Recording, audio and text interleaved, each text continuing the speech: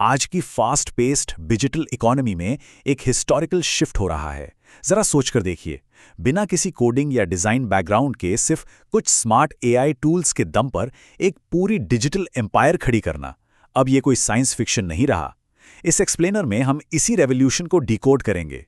हम देखेंगे कि कैसे 2026 में क्रिएटर्स आर्टिफिशियल इंटेलिजेंस का स्मार्ट इस्तेमाल करके हाईली प्रॉफिटेबल डिजिटल प्रोडक्ट्स बना रहे हैं और एक सस्टेनेबल ऑनलाइन बिजनेस बिल्ड कर रहे हैं। $250 बिलियन। सुनने में ये फिगर थोड़ा अनरियल लगता है ना, लेकिन सच यही है। ये आज की क्रिएटर इकोनॉमी की वैल्यूएशन है, जिसके 2030 तक डबल होने की उम्मीद है। बिगिनर्स के लिए फाइनेंशियल अपॉर्चुनिटीज का एक बहुत बड़ा दरवाजा खुल रहा है, क्योंकि देखिए, आज इंटरनेट पर लोग सिर्फ एंटरटेनमेंट नहीं ढूंढ रहे हैं, उन्हें अपनी प्रॉब्लम्स का इमीडिएट और प्रैक्टिकल सॉल्यूशन चाहिए, और यहीं पर डिजिटल प्रोडक्ट्स एक एब्सोल्यूट गेम चेंजर बन जाते हैं। अब यहाँ सबसे पहला सवाल आता है कि आखिर ये डिजिटल प्रोडक्ट्स हैं क्या? सिंपली पुट, ये वो इंटेंजिबल एसेट्स हैं जैसे ई बुक्स, पीडीएफ्स या टेम्पलेट्स, जिन्हें एक बार क्रिएट किया जाता है और इंटरनेट के जरिए हजारों लाखों बार डिलीवर किया जा सकता है। वैसे इसे पैसिव इनकम कहने के बजाय ऑटोमेटेड इनकम कहना ज्यादा सही होगा, क्योंकि शुरू में एक बार स्ट्रैटेजिक मेहनत लगती है, उसके बाद सिस्टम्स सेल्स को ऑटोमेटिकली हैंडल करते हैं। तो आगे बढ़ने से पहले एक बार एजेंडा पर नजर डाल लेते हैं। हम स्टार्ट करेंगे डिजिटल प्रोडक्ट्स और पैसिव इनकम के कॉन्सेप्ट से। फिर देखेंगे एआई ई बुक्स और ऑनलाइन कोर्सेज, डिजाइन और एआई टेम्पलेट्स। उसके बाद हम बेस्ट टूल्स और सेलिंग प्लेटफॉर्म्स डिस्कस करेंगे और आखिर में जानेंगे बिगिनर्स की कॉमन मिस्टेक्स के बारे में। तो चलिए सीधे चलते हैं अपने पहले सेक्शन की तरफ, जहां हम डिजिटल प्रोडक्ट्स और पैसिव इनकम के इस बहुत बड़े पैराडाइम शिफ्ट को समझेंगे। ये जो बदलाव आया है ना, इसका स्केल सच में हैरान करने वाला है। एक टाइम था जब एक 5000 वर्ड्स की गाइड बनाने में हफ्तों लग जाते थे, डिजाइनर्स को भारी फीस देनी पड़ती थी और आउटपुट बहुत स्लो था। लेकिन आज एआई वर्कफ्लो के साथ वही काम कुछ ही घंटों में हो जाता है, मतलब शायद उतनी ही देर में जितनी देर में कोई अपनी कॉफी फिनिश करता है।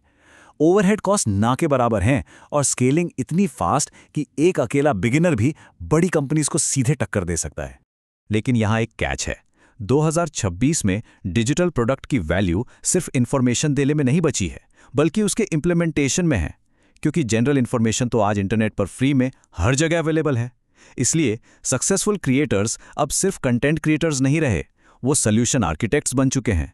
वो किसी जेनरिक टॉपिक की जगह एक स्पेसिफिक माइक्रो प्रॉब्लम पकड़ते हैं और उसे सॉल्व करते हैं। अब आते हैं हमारे दूसरे सेक्शन पर, जहां हम समझेंगे कि एआई की मदद से टेक्स्ट और वीडियो एसेट्स जैसे ई बुक्स और ऑनलाइन कोर्सेज कैसे बनाए जाते हैं। टॉप क्रिएटर्स एक्चुअली काम कैसे करते हैं, उनका एग्जैक्ट क्रोनोलॉजिकल वर्कफ्लो कुछ इस तरह दिखता है। सबसे पहले मार्केट स्कैन टूल्स का यूज करके नीश प्रॉब्लम्स की रिसर्च की जाती है।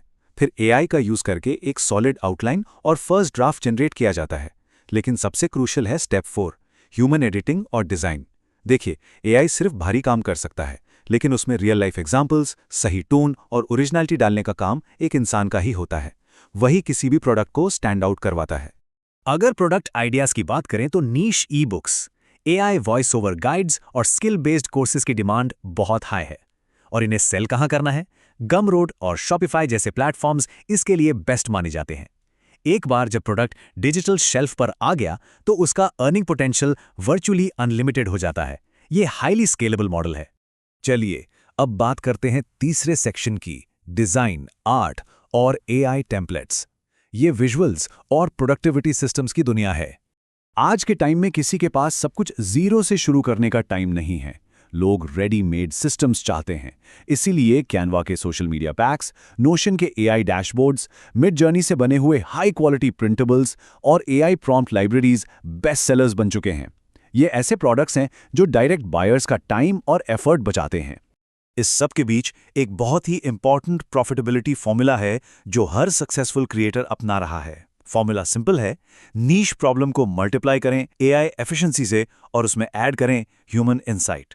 किसी ऑडियंस की प्रॉब्लम को एआई की स्पीड से सॉल्व करना और उसमें एक पर्सनल टच मिलाना। अगर इसमें से एक भी एलिमेंट मिसिंग है तो मार्केट के शोर में प्रोडक्ट पूरी तरह खो जाता है। अब आते हैं चौथे सेक्शन पर, बेस्ट टूल्स और सेलिंग प्लेटफॉर्म्स। देखते हैं 2026 के क्रिएटर्स की टूल किट में क्या क्या होना चाहिए। इस पूरे ऑटोमेटेड बिजनेस मॉडल का फाउंडेशन ये एआई टूल किट ही है। टेक्स्ट जनरेशन, ई-बुक्स और आउटलाइंस के लिए ChatGPT और क्लॉड आज इंडस्ट्री स्टैंडर्ड हैं।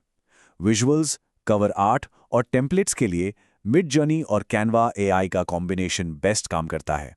और प्रोडक्टिविटी सिस्टम्स बनाने में नोशन AI सबसे आगे है।